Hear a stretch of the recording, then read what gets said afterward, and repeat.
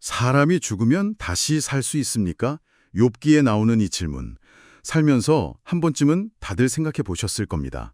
그렇죠? 네, 정말 근원적인 질문이죠. 오늘 저희가 함께 살펴볼 자료가 바로 이 죽음 이후의 삶, 즉 사후 세계에 대한 성경적 관점을 다루고 있습니다. 이 자료를 보면 죽음이 그냥 끝은 아니다. 인간은 뭔가 더 큰 의미를 위해 창조되었다. 뭐 이렇게 이야기하는데요. 핵심 주장이 뭘까요? 네, 자료의 핵심은 아주 명확합니다. 사후 세계는 실제로 존재하고 우리 몸은 흙으로 돌아가지만 영혼, 그러니까 우리의 진짜 본질은 하나님께로 돌아간다는 거예요. 전도서 말씀이 바로 그 근거로 제시되고 있죠. 아, 그렇군요. 흥미롭네요. 그럼 이 자료가 말하는 영원한 생명이라는 게 구체적으로 뭔지, 또 누가 어떻게 얻게 되는 건지, 그리고 사후의 운명은 어떻게 달라지는지 좀 더 깊이 들어가 볼까요? 좋습니다. 자료에 따르면요, 이 영원한 생명은 그냥 영원히 사는 시간, 그 이상이에요. 죄를 용서받고 구원받은 사람들, 그들에게 주어지는 하나님의 선물이고요. 그 영광은 우리가 상상하기조차 어렵다고 고린도전서에서 이야기하죠. 여기서 구속이라는 건 뭐랄까 예수 그리스도의 희생으로 죄의 대가를 치르고 우리를 다시 찾아오셨다. 그런 의미로 이해하면 될 것 같아요. 특히 이 영생은 예수 그리스도를 아는 것. 그러니까 그냥 지식적으로 아는 게 아니라 인격적으로 관계 맺는 것과 아주 밀접하게 연결되어 있다고 강조합니다. 요한복음을 보면 영생이 곧 하나님과 그분이 보내신 예수 그리스도를 아는 것이라고 정의하고요. 다른 서신서에서도 이 생명이 바로 예수님 안에 있다고 못 받고 있거든요. 예수님이 우리 죄값을 대신 치르시고 이 영생의 길을 열어주셨다는 겁니다. 이사야서의 표현처럼 그분이 상함으로 우리가 나음을 입었다 이런 관점인 거죠. 그렇다면 사후 생명이 실제로 있다는 주장의 근거는 뭘로 제시되나요? 역시 예수님의 부활의 핵심인 것 같은데요. 네, 맞습니다.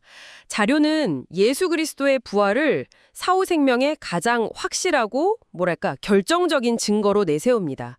이게 그냥 믿어라 하는 차원이 아니라 기록에 따르면 500명이 넘는 사람들이 직접 목격한 사건이라고 강조하고 있어요. 그래서 예수님이 내가 살아있으니 너희도 살아있을 것이다 이렇게 말씀하신 것처럼 그분의 부활이 믿는 사람들에게는 우리도 부활할 거라는 확실한 소망을 준다는 거죠. 아, 그분이 첫 열매가 되셨다는 비유도 그래서 나오는 거군요. 정확합니다. 그분이 시작이셨으니까요. 근데 여기서 중요한 포인트가 하나 있습니다. 어떤 거죠? 이 사후의 삶이 모든 사람에게 다 똑같은 천국행 티켓은 아니라는 겁니다. 자료는 명확히 구분해요. 그리스도를 믿음으로 의롭게 된 사람의 부활하고 믿지 않고 죄 가운데서 죽는 사람의 부활은 다르다는 거죠. 다니엘서를 보면 어떤 사람은 영생으로 또 어떤 사람은 영원한 수치 속으로 깨어난다고 예언되어 있고요. 아, 그러니까 부활은 하는데 그 결과가 다르다. 네. 히브리서 말씀처럼 한 번 죽는 것은 정해진 이치고 그 후에는 반드시 심판이 따른다고 설명합니다. 그 결과가 두 갈래인 거죠. 믿음으로 의롭다함을 받은 사람들은 하나님과 함께 영원한 생명을 누리고 반대로 그리스도를 거부한 사람들은 영원한 형벌, 즉 지옥으로 가게 된다는 겁니다. 마태복음에서도 그렇게 말하고요. 자료에서 묘사하는 지옥은 상당히 좀 무서운데요.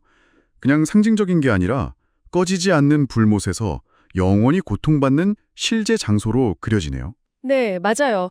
요한계시록의 묘사가 그렇죠. 또 마태복음에서는 슬피 울며 이를 간다라는 표현까지 사용되니까요.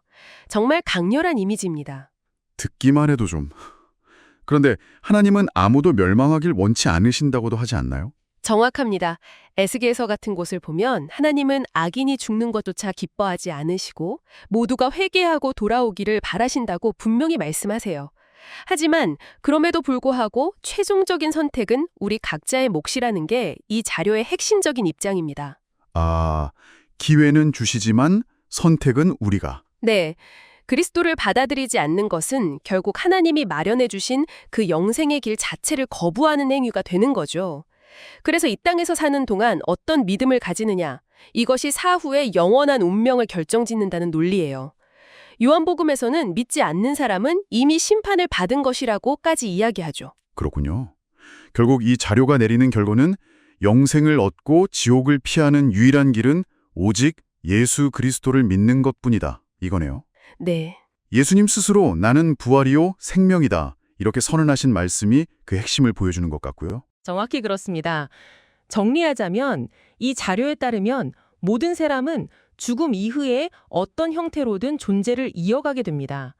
신자에게는 하나님과 함께하는 복된 영생이 기다리고 있고 불신자에게는 하나님과 영원히 분리된 상태, 즉 영원한 형벌이 있다는 거죠. 그리고 중요한 건 이 구원의 기회는 이 땅에 살아있는 동안에만 주어진다는 점입니다. 죽음 이후에는 없다는 거죠. 아, 그래서 지금 이 순간의 선택이 그만큼 중요하다는 강조네요. 네, 바로 그겁니다. 현재의 중요성이죠. 예수님의 죽음과 부활을 믿는 것이 그 영광스러운 영생을 보장한다는 소망을 주는 거고요. 그렇죠. 그 믿음이 핵심입니다.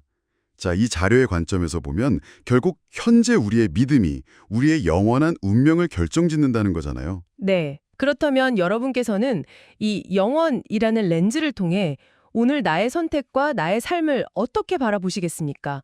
한번 스스로에게 던져볼 만한 질문인 것 같습니다.